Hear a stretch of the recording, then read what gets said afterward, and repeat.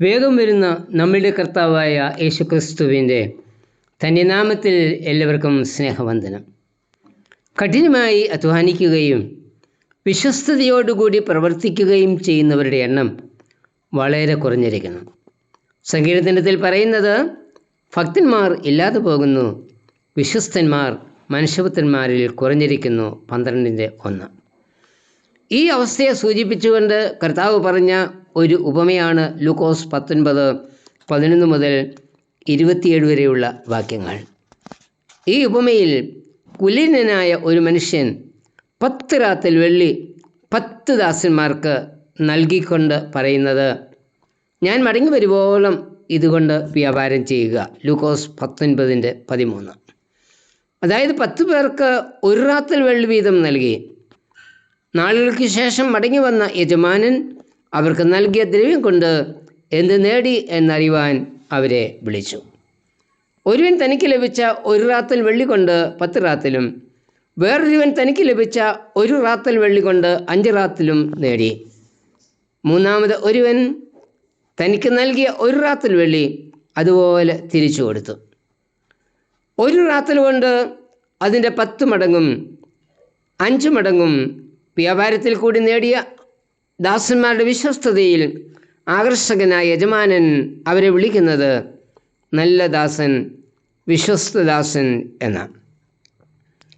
റാത്തൽ അതുപോലെ തിരിച്ചു കൊടുത്ത ദാസനെ ദുഷ്ടദാസനെ എന്നും യജമാനൻ വിളിച്ചു. തന്നെ ഏൽപ്പിച്ച റാത്തൽ വെള്ളി അതുപോലെ തിരിച്ചു കൊടുത്ത ദാസൻ എങ്ങനെ ദുഷ്ടദാസനാകും?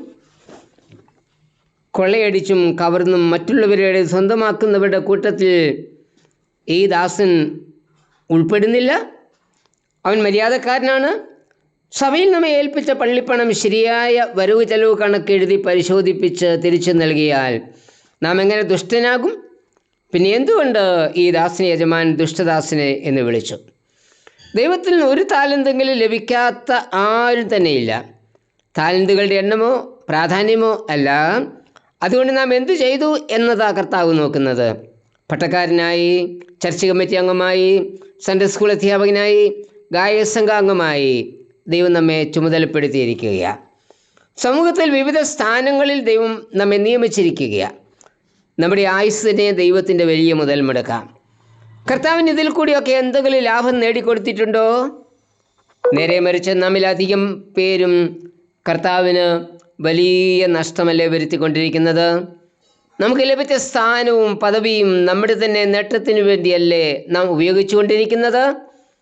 വിശ്വസ്തയോടുകൂടി കർത്താവിന് വേണ്ടി നമ്മുടെ സ്ഥാനങ്ങളും പദവികളും ഉപയോഗിക്കാതിരുന്നാൽ നമ്മയും ദുഷ്ടനെ എന്നായിരിക്കും കർത്താവ് വിളിക്കുന്നത്.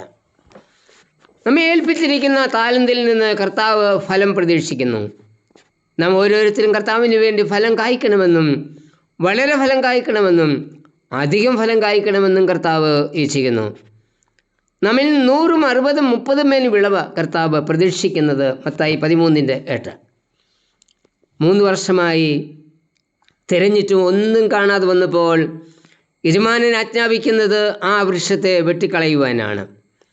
യജമാനൻ ചോദിക്കുന്നത്, ഫലം കായ്ക്കാത്ത അത്തി നിലത്തെ നിഷ്ഫലം ആക്കുകയല്ലേ? ലൂക്കോസ് 13:7. ഫലമില്ലാത്ത അത്തിയെ നോക്കിക്കൊണ്ട് കർത്താവ് പറയുന്നത്, ഇനി നിന്നിൽ ഒരു നാളും ഫലം ഉണ്ടാകാതെ പോകട്ടെ എന്നാ. മത്തായി 21:19.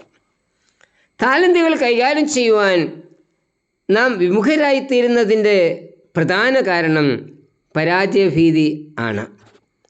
എന്നാൽ പരാജയങ്ങളിൽ നിന്ന് പാഠം പഠിച്ച് വിജയം നേടണമെന്ന നമ്മെക്കുറിച്ചുള്ള ദൈവത്തിൻ്റെ ഹിതം.